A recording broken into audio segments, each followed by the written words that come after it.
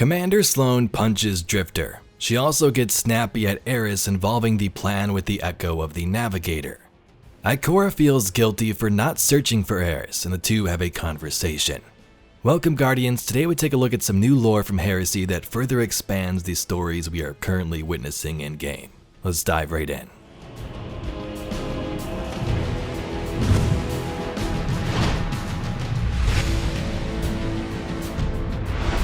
In our first card, Drifter speaks about how he'd given enough. Now I believe this one takes place before Eris returns and Drifter is sort of begging the Ahamkara rock for answers. Sloane steps in and things get violent. She tells him, "You have to see this through for Eris. You can't just leave." And then she punches him in the face. Eris's apartment was close and dark, and it smelled so strongly of incense that Drifter could barely breathe. But he sat alone, his elbows on his knees, staring at the harsh green glow of her Ahamkara bone. "You know what I want," he whispered. "So go on." There was nothing. He gripped it between his hands, his mouth curving into a harsh frown. He raised it, shook it roughly, then held it close to his face. "You hear me?" he hissed. Nothing. His shoulders slumped. He held the orb loosely, his eyes closed, and thought of her. "Be careful with that," Sloane said. He looked up, startled. The deputy commander stood in the threshold of the door. She let her eyes wander for a moment, her jaw set. She lived like this? Drifter didn't respond. He stood, placing the Ahamkara bone back on the table. Then he made his way to the door. Sloane blocked him with her body before he could leave. He met her eyes, expressionless.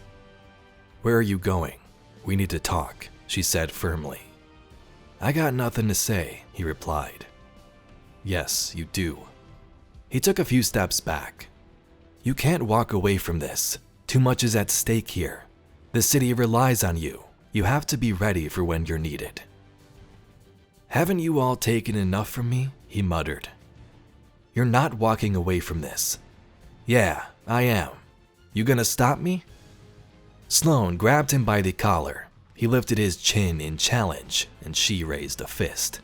"You wouldn't," he started, just before it came down on his face. Sloane let go of his collar. Drifter staggered until his back was against the wall. He flinched as he touched his nose, his fingertips coming away bloody. Then he grinned with red-lined teeth. "Been a while since I earned one of those," Drifter said, his voice trembling. His smile faltered quickly. He wiped his bloodied upper lip with the back of his hand as his ghost appeared beside him, coming close and staring mutely with its red eye. He batted it out of the way and left the room, bleeding. "Don't go too far," Sloane called after him. Drifter didn't stop walking. In our next card, Ikora and Eris speak about current events in Eris's new throne world. Ikora apologizes for not searching for Eris and doing all she could, and they have an emotional moment together. "Savathun presumed that my throne would hold me, that I would either willingly relinquish myself to its safety or become trapped within it." Ikora shook her head, smiling. Eris shared in her smile. "She did not anticipate the Guardian's resourcefulness, and she misjudged me. As did those of us who assumed your death was final." In the admission, Ikora's smile faded, as I, too, assumed. Eris tilted her head, studying Ikora intently. "Do you presume that you should have come looking for me? No, you did the right thing, Ikora. That I survived, that I am triumphant, could not have been reasonably predicted." They stood together in Eris's throne, in the world that was made of all of her, yet Eris did not understand all that was contained within.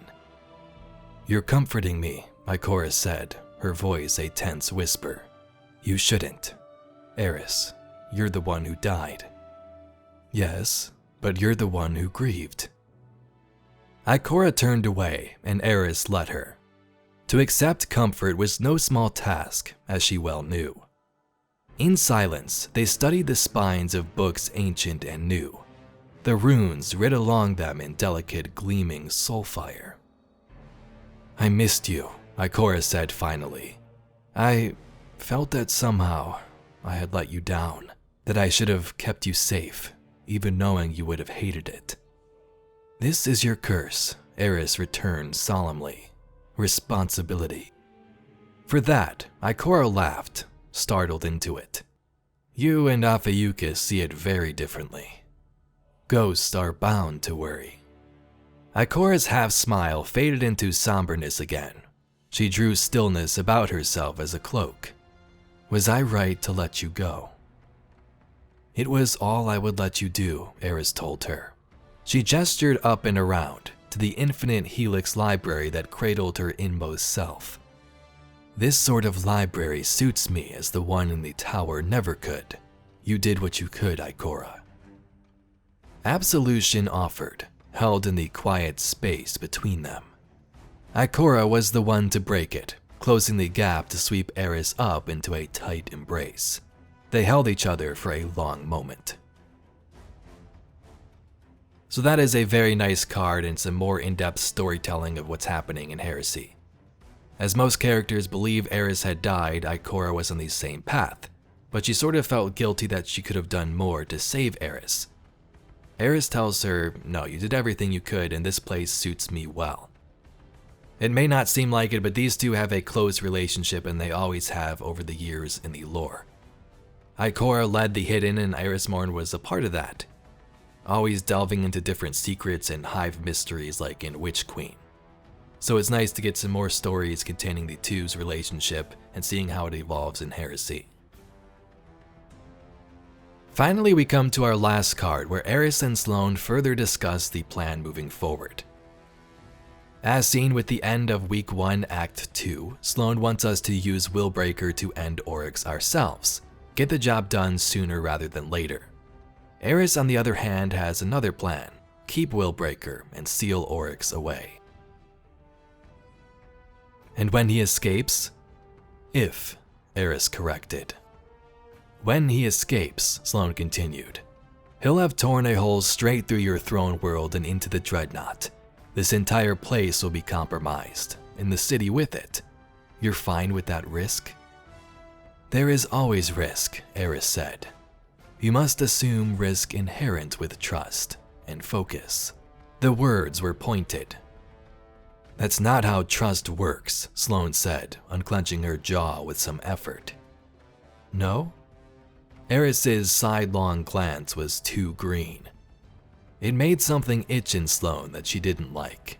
Tell me of trust, Deputy Commander Sloane. It's earned, Sloane uncrossed her arms, crossed them again, the other way this time. Someone does the work again and again, proves they have the skills and the follow-through to get a job done. It adds up over time, long enough, and you know someone can and will do what they say they will. Then you don't have to question when they promise you the impossible, because you know they've got a way. That's certainty. That's trust. I see. Eris sounded like she was trying too hard to be neutral. She laid solid, unwavering lines into the floor of her throne library, one after another, unhesitating. Sloane's arm burned. She ignored it.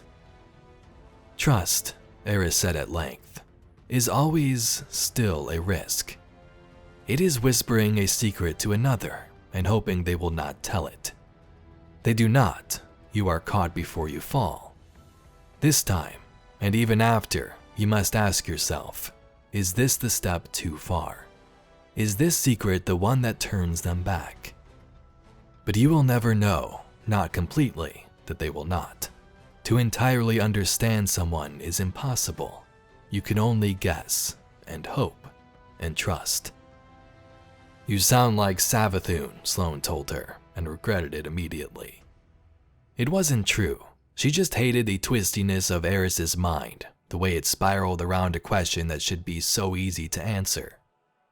Eris's chitin-plated shoulders hitched, but her back was to Sloane, and it was hard to tell if she felt anything serious about the accusation. We must do something, Deputy Commander. I trust, she stressed the word lightly, that you will be there to chide me if I fail. Sloane's lip curled. I'll be there, she said, but to grind the Echo into dust. That's more important than anything else, making sure it's taken care of. There you have it. Eris turned, then, a lightness on her face that Sloane had rarely seen before. You are certainty, above the risk. I know this. You will not allow this to go unfinished. That was not quite the lesson Sloane had hoped Eris would take away from this conversation. I'm only one Titan, Sloane said seriously. If and when he escapes you, we're going to need more firepower than that. Eris hesitated, only briefly, but it was the closest to a win Sloane was going to get. Then make what preparations you must, she said. Warn whom you feel prudent. I will do this. I must do this. I am aware of the risk. I will not proceed if it was not well-founded. The reward for a job well done was always more work, wasn't it? Fine, Sloane said through gritted teeth. At least Eris trusted her, by one definition or another. It wasn't nothing.